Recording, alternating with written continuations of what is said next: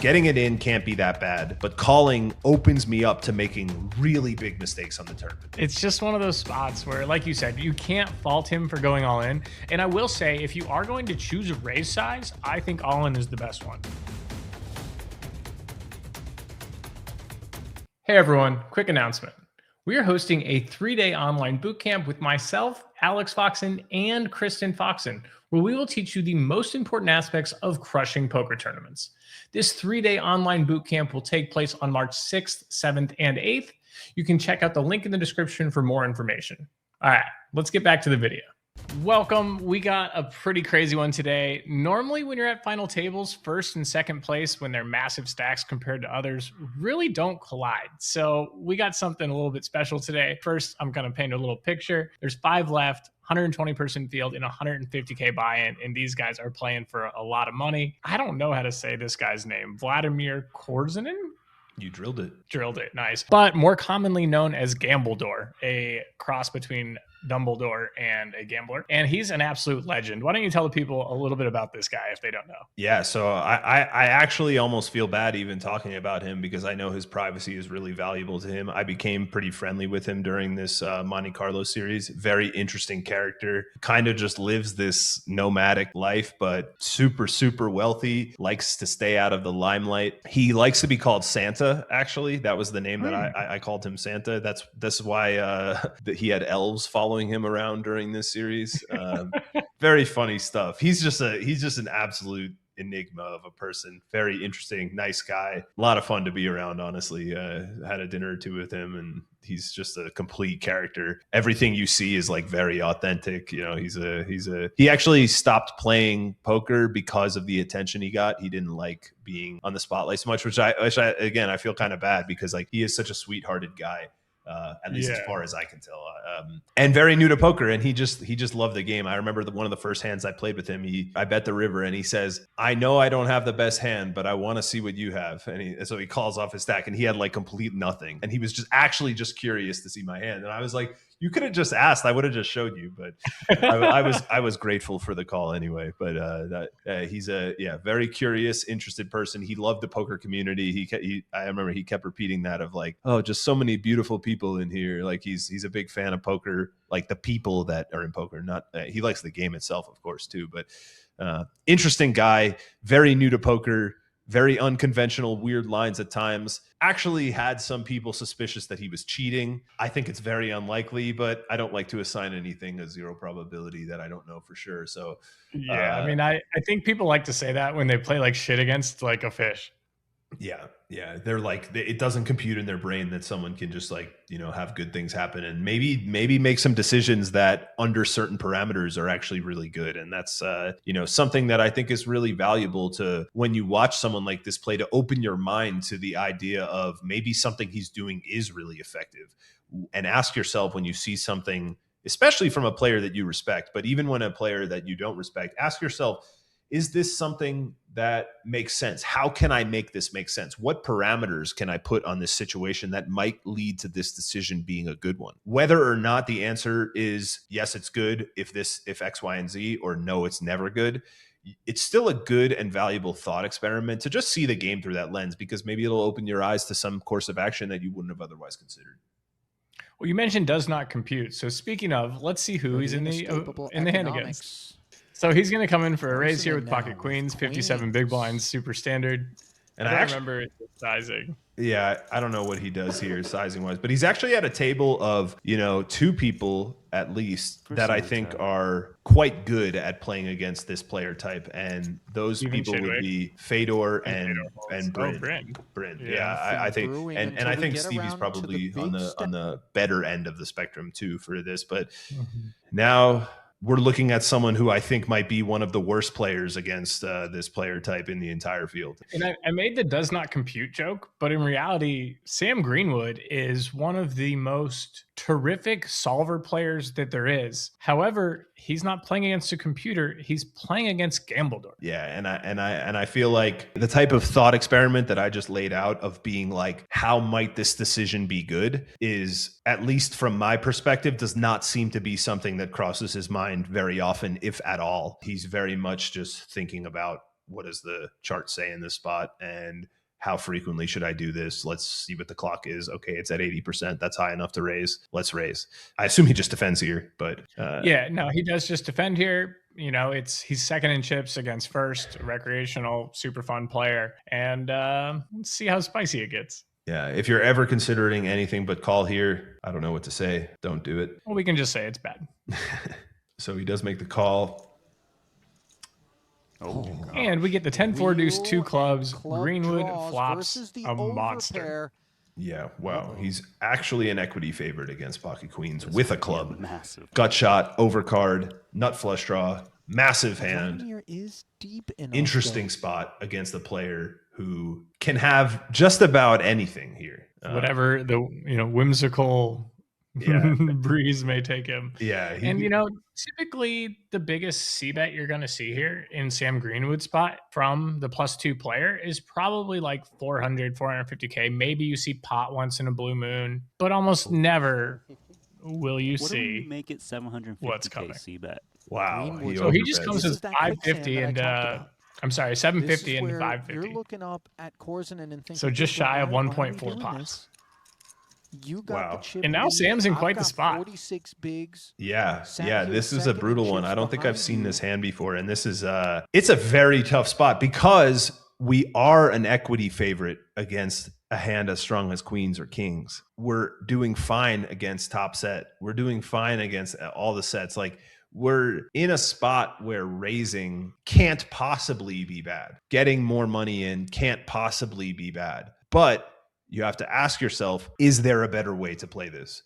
Sure, we could just say raising can't possibly be bad. We have a strong hand, strong draw. We don't want to check, call, check, like have a weird decision on the turn. Like, what if we call and then he just overbet jams the turn on like a 8 of spades? It's like, what, do we just call it off with ace with this draw? He might have king, queen of diamonds and do this. Like, who knows what this guy has? So I think that it's very hard to be critical of any decision here. I think there are examples of times where Sam misplays hands against this player type. No matter what he does here, I don't think it's likely that this is one of those scenarios. However, at first glance, my instinct is that I would want to just call here because I expect raising to accomplish very, very little here. Sure, we don't want to run our equity as a 52% favorite against Vladimir here. Like, and remember, if he has a hand like ace 10, which is not outside the realm of possibilities, now that equity drops to closer to 40% or so, maybe even less, 38%, 40%.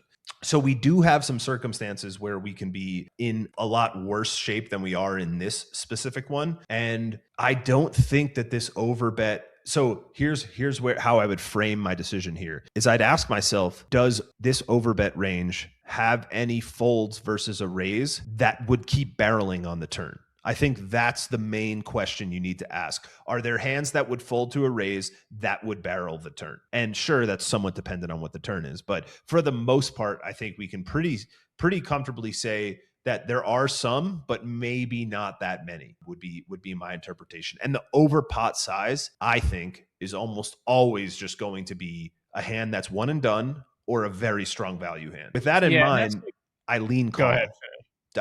Finishing that, I lean call. Yeah, and like that's kind of the biggest factor here is the weighting of the larger size. Yeah. And I haven't played with Gambledore. I would expect the common weakness in the new player type that he is typically bet size is directly correlated to strength. And so I would expect him to just be strong here way too frequently. And you're effectively just running it when you're in the ICM cage, and you can probably fold into third place, even if you do call and lose the hand and forced to make some crazy turn fold. So I definitely lean call as well when covered by a player who's folding ace 10 or king 10 or over pairs probably 0% of the time. Yeah. The other thing to consider is how often does Vladimir get away from some kind of value hand when we turn the nuts? And I think based on his play style and what we've seen, it's close to 0. I don't think if Vladimir has, kings, queens, jacks, ace 10, if the turn's like a 7 of clubs, I think he's just like all in on the turn anyway.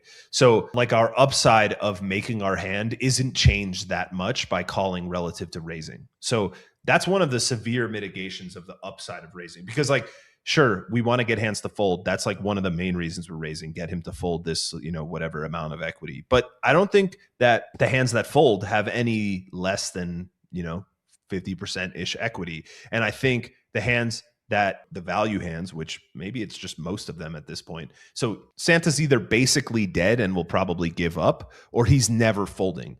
So why not wait to see a turn and be able to make a more informed decision? Yeah, I couldn't agree more. And I think one of the biggest factors for Sam here, and let's see what he does first, but have you seen the shorty? Yeah, hey, look over there.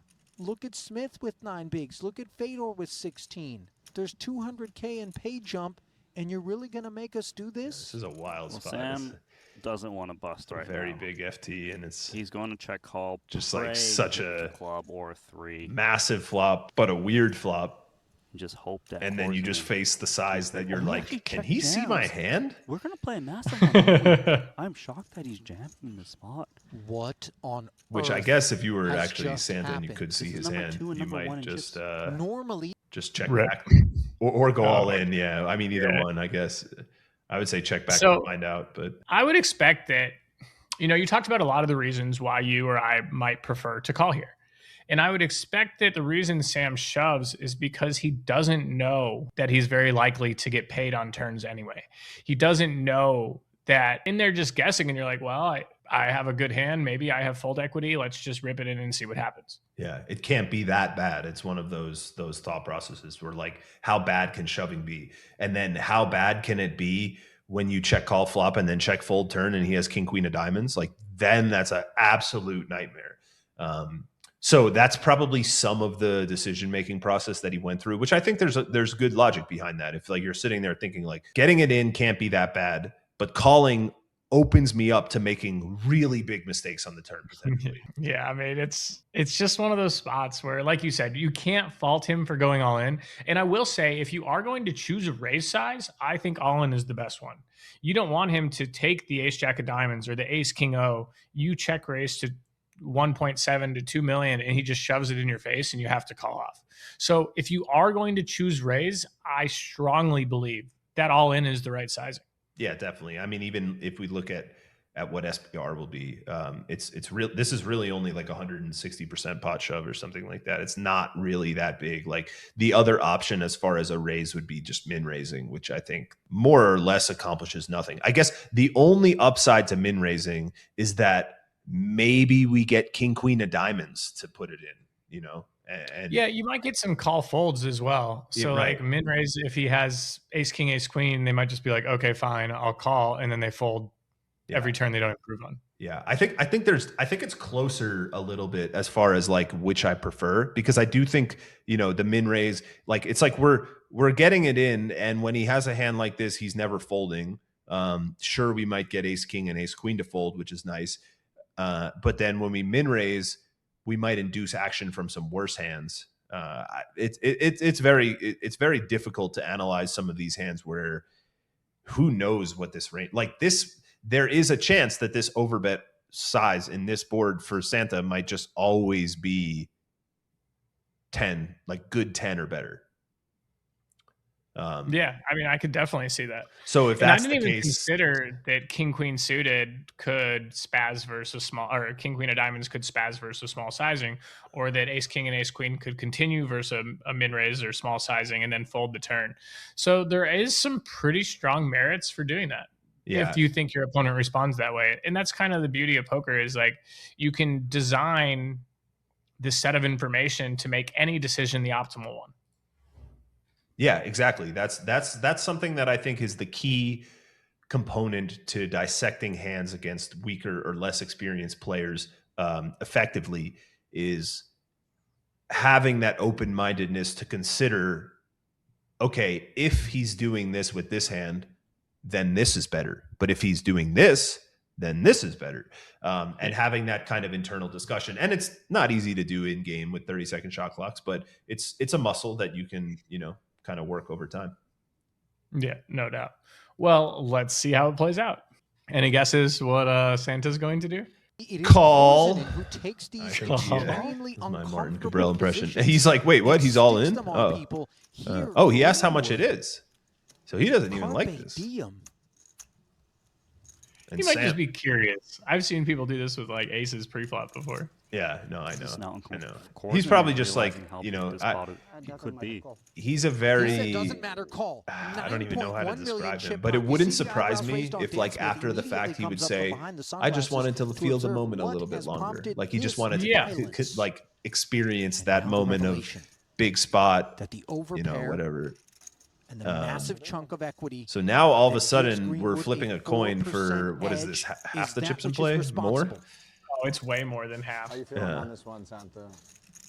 With 8 left. This is multi-million-dollar flip. You look at some of these big cash games and you're like, oh, $2 million pop. But this is like, this is the real gamble spot. This is like about as crazy of flips as you can get. Heavily back in favor Wow, funny. of I said 8 of Vladimir. spades, 8 of hearts, almost the exact same card effectively Can on this board. keep his seat? No, he Now cannot. Sam just went from getting that is top an 4, exit top that 3 is a going to massive leave percentage both of the time Greenwood, to the being chat out we in hear 8th in the place booth, at and 150K final table. of the Salé des Yeah, Toiles. and he is shook. Breathless. Breathless. Yeah, completely breathless. I can only imagine how he feels. Like that's just brutal. That's a rough spot. You know, you got to feel for him a little bit. It's a very unlucky spot to get that kind of flop and face that kind of action and be forced to just get all the money in with 52% and obviously be on the wrong side of it. But I do think that it's like, look at if Santa jams the turn, like look at this turn. This is actually the perfect example of what, I mean, it's literally the card that I was describing and I swear I didn't remember what it was. If he calls the flop and gets this turn card, he's going to have 3.5 million and the pot's going to be 2 million. He can just make a very, very easy math decision on the turn. If Santa goes all in, well, he doesn't get the right price to call. Yeah. Simple as that. If Santa bets anything less than pot, he gets the right price to call. Like he gets to make a very easy decision on the turn, actually, on this type of card.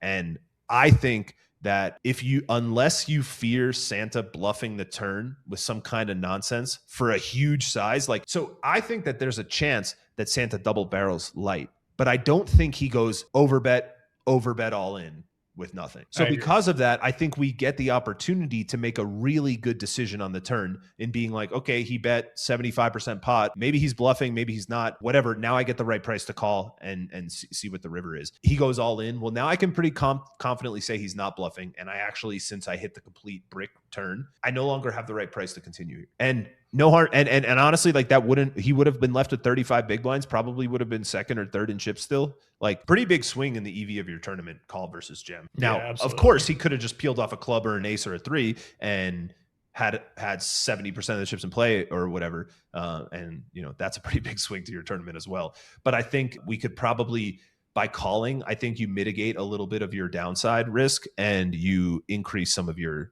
you know, potential upside. Or you don't increase your potential upside, but you don't necessarily decrease it very much. Yeah, and I'm sad I didn't get a chance to play with Gambledore. Like that was none of the Tritons that I went to. Yeah, hopefully he'll make a comeback soon. I know that Jesse Lonis is actually very friendly with him too, and they email occasionally. So hopefully we talk him into coming out of retirement at some point because it was very fun to have him around.